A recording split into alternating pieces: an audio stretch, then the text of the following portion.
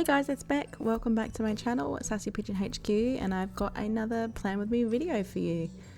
This video has taken me so long to get out. I've had heaps of technical issues getting it edited together because I don't know what I'm doing and I haven't done it for a long time, obviously, and I also had a lot of audio issues. So they are sorted out now thanks to a couple of my friends who are absolute champions, and let's get into it. I live in Australia, so that means it is spring at this time of the year, and I thought I would finally have a go at doing a mushroom theme that I've been wanting to do for ages. I am by no means an artist, so by doing this theme I put myself really far outside my comfort zone. Turns out mushrooms aren't actually that tricky to draw, so if you're not confident at drawing like me and looking for a bit of a challenge, I highly recommend giving this theme a go. I sketch it all out with pencil first, so that helps me be a bit more confident with what I'm doing, and then I come back and outline it all with the Pigma Micron. I believe it's an 02.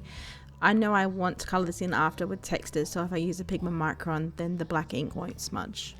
This is just my cover page for November. I've drawn a couple of mushrooms on the page with a November header, and I'll add a quote at the bottom. I'm also adding these vine type leaves to the top of the pages. I thought it needed another element, and this would help balance out the decorations on all of the spreads.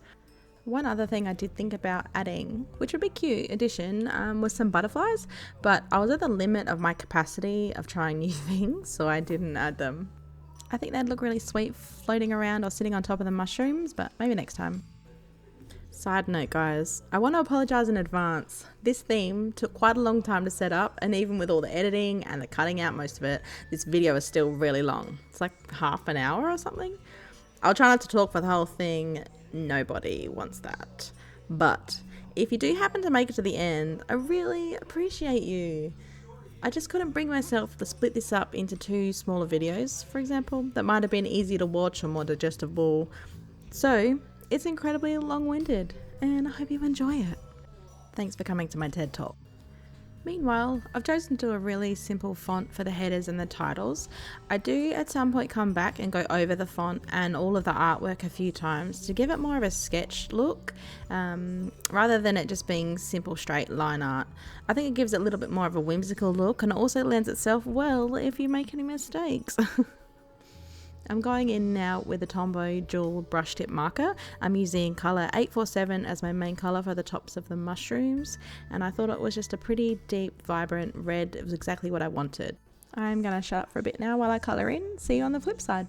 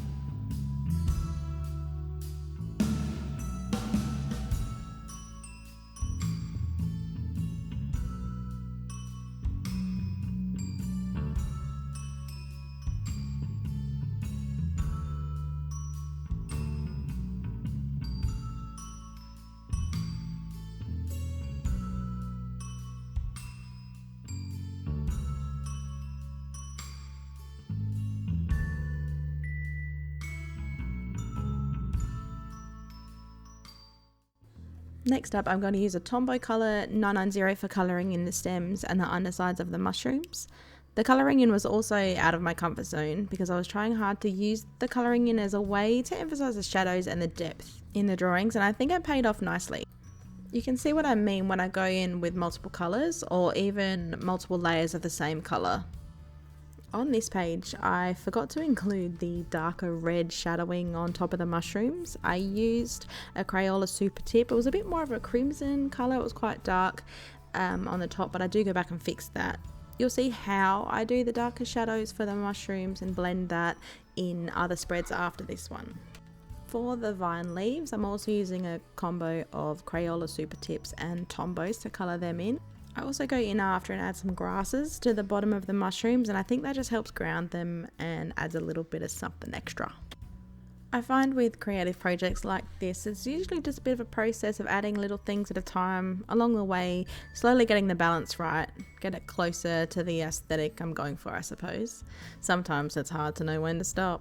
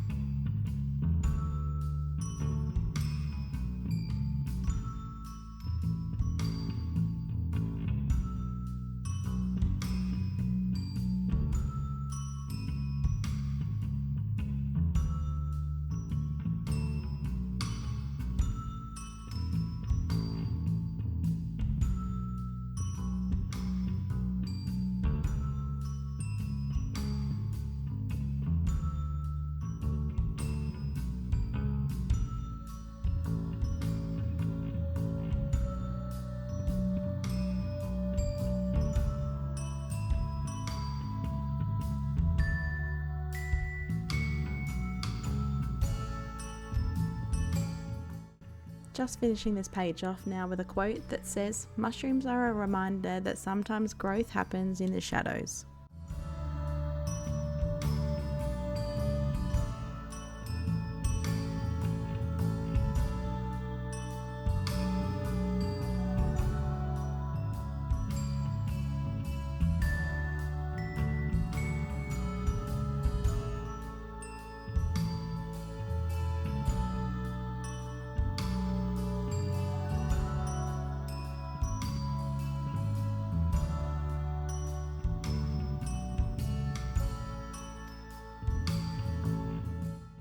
Setting up my calendar spread now, and I realise I've not done this in a super linear order. I've done some of the calendar and now I'm starting on the mushrooms. I really wanted to do curved corners on the calendar, which is why they're not finished, and then I'm just leaving the lines that intersect with the mushrooms until the end, so I'll be able to allow for any differences in the art if it varies from what I've sketched in originally. I'm using all the same elements I did on the front cover page for this page. The mushrooms, the vine leaves, the grasses and the rocks. I'm really enjoying drawing this. I'm really taking my time with it, enjoying the process. I'm probably watching a movie at this point, something like Lord of the Rings or Harry Potter. It's a pretty safe bet. And just loving life. I definitely can't do this type of setup every month. I don't always have this kind of time to dedicate to my journal and its setups. especially this time of year when everything and everyone is so busy and time just seems to dissolve. And in this setup, I've done the front page, the calendar spread, spoiler alert, a self-care bingo, a notes page, and a weekly spread. I also did one more weekly in this theme but off camera, which I will share in my Instagram at some point. But after that, for this month, I will stop drawing the mushrooms and I'll revert back to stickers or doing something that's a bit simpler and a bit faster, something that lends itself well to when life is busy and hectic.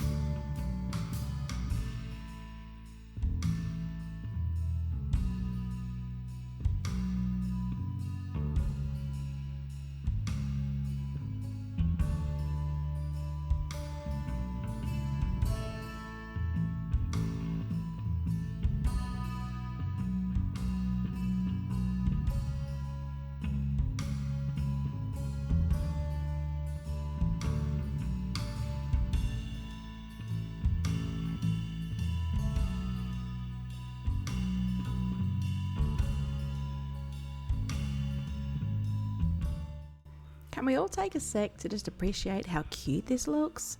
I can't believe that I actually managed to achieve this myself. I would never assume that I could draw something like this, but I really think the hero in this artwork is the shadowing and the colouring. I think it makes it really pop and possibly makes it look far more complex than it actually is. Am I right? Go team! Flipping over now to my self-care bingo page and my notes page. I've done all the black outlining on these pages and now I'm just going to colour them in. Joshie, Corinne and Planning with Kay both do self-care bingos, so this year I thought I'd have a go. I did a self-care bingo in September of this year. I don't think it was my first one, but I've been doing them every month ever since. I've been finding them just really satisfying to do something for myself and to be able to check something off of a list. I mean peeps, we all love check something off a list. Dopamine, come at me, am I right? I don't actually fill out all the boxes in this video, but I have included things like take a bath, go for a walk, watch a sunset, have a date night. I also put in some easy wins, things like wash your hair, change your bed sheets and listen to music or declutter a space. I always try to make these things achievable and where possible not revolving around buying anything or spending money, although there are some treats in there. I just try to keep it simple, like a night off for cooking and where my husband cooks dinner maybe, or journaling some gratitude, just things that make you feel good. And sometimes it's nice to come at these mundane tasks with the perspective that I'm doing this for me because it helps me feel better, like changing my sheets. I love climbing into my bed with fresh sheets, and being able to check it off my self-care bingo just makes doing the chore of it a little bit more satisfying. I can tell you while I'm recording this millionth version of my audio voiceover of my YouTube video, it is the 17th of November, but better late than never, right? Right, guys? I know that all our favourite content creators around bullet journaling get their videos out before the month happens, but baby steps, guys. Anywho, so far this month on my self-care bingo, I've checked off declutter a space, listen to music, stretch my body, wash my hair and change my sheets. So nothing super exciting, but there's still more days to check some stuff off this month, and if I don't check any more off, that is more than okay too. I also have a little box at the bottom of the spread for new ideas for next month because I'm loving this spread and I'm not getting rid of it anytime soon. I'd love to know if you do a self-care bingo, what you put in it. If you were to do one, what would you like to put in it? And are there any things that you check off consistently? I have ones that I check off consistently, but that's because I include shit I'm going to do anyway. Win! One thing I did check off last month was something different and I really enjoyed was send some mail. My bestie now lives really far away from me, so I just sent her like a postcard and a little care package with some treats and things. She was really surprised to receive it, made her really happy, and it made me really happy.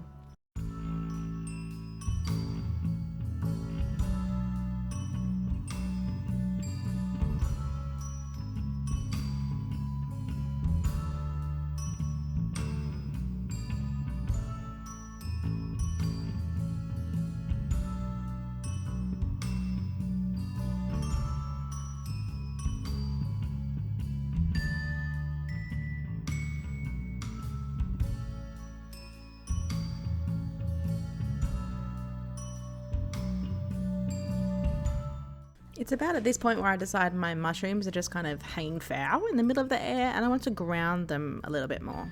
So I grabbed the lightest Tombow that I could find of a grey and I just went through and scribbled a little bit of that under each of the mushrooms. It just helped to balance the picture out and made me feel better about them all, and I went back to all the pages and did that to all of them.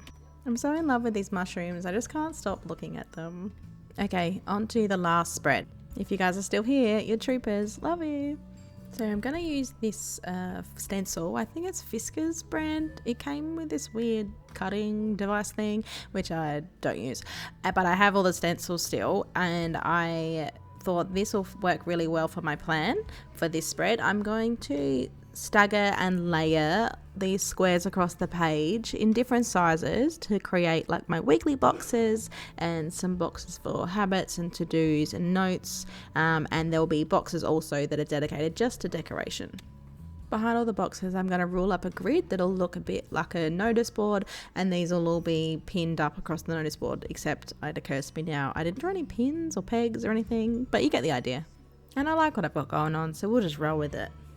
While I love this setup, I'm also proud of myself for persevering with this dream of mine to share my passion of bullet journaling with the world through YouTube and Instagram. Even though I'm not necessarily keeping up with my own expectations of getting these things up on time or ahead of time, I've been making peace with the idea that these expectations are mine alone, and I'd rather get a video out and some practice in than not post anything at all, like I've done for the first 3/4 of this year. 2024 hasn't quite gone to plan content-wise, especially due to a back injury that I sustained this year, also family life, which is quite the time suck, and of course my general lack of technical skill, which has seen this one video take me over a month to produce. At this point, anything I manage to share is a win for me, and I look forward to my skills improving and this getting easier, hopefully. This is actually the 3rd microphone I've used for this video to try and get the audio right, and I've finally hit the sweet spot. At this point, I'm just trying to use my fear to propel me forward rather than leave me frozen in a state of procrastination. I need to give myself the opportunity to fail. Again, thanks for coming to my TED Talk. If any of you don't know already, I sell bullet journal notebooks in my Etsy store, Sassy Pigeon HQ.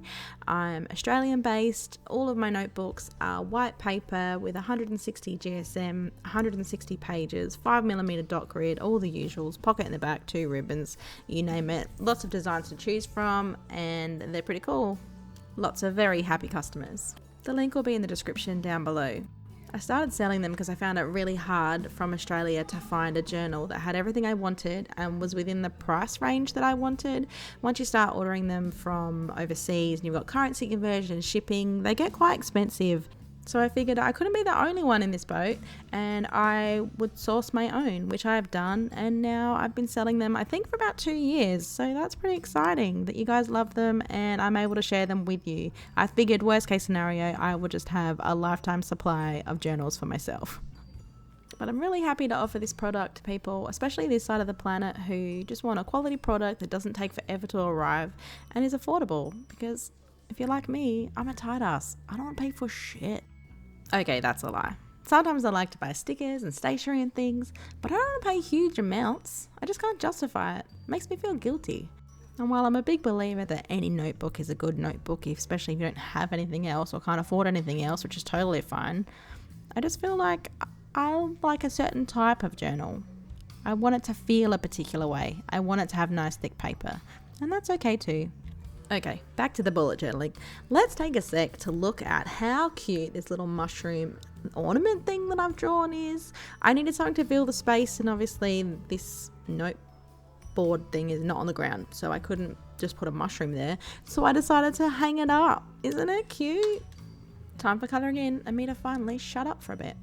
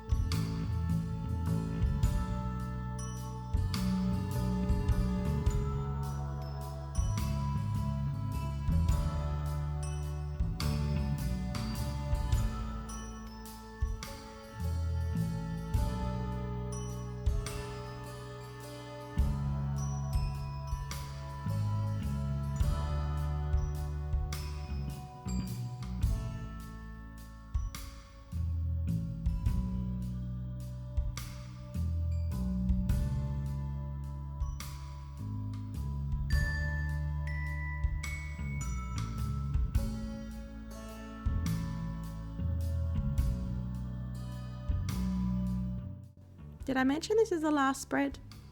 I'm up to ruling in the background now. And hey guys, remember that time that I ruled straight through a box that I wasn't meant to?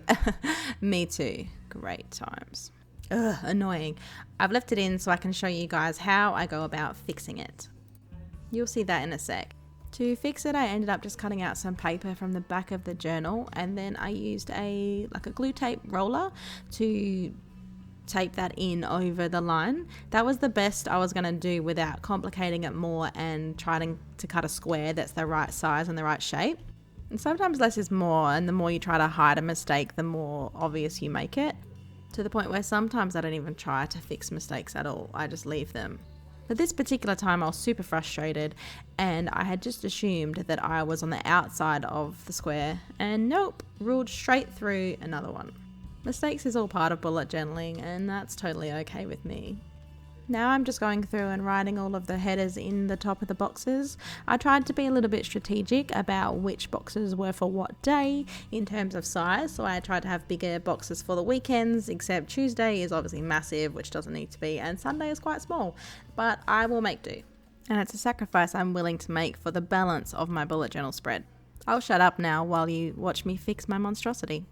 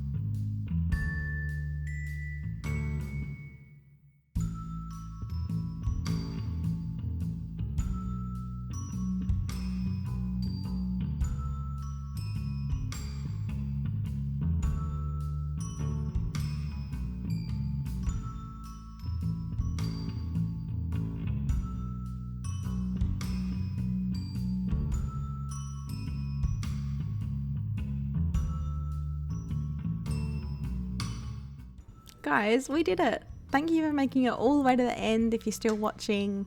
This is my cover page with probably my favourite mushrooms of the whole setup, followed by my calendar page, and it's so cute. I'm so happy. Followed by my self-care bingo page and my notes page. Again, let me know if you have any self-care bingo suggestions for me. I'd love to hear them. And last but not least, we have the first weekly spread of November. We did it, guys. Made it all the way to the end. Thank you so much for watching. I'm so happy this is done. It is up. The audio is fine. It's on YouTube. I can put it down now. I hope you have a great month. If I don't see you again soon, like I plan, have a great Christmas. Bye, everyone.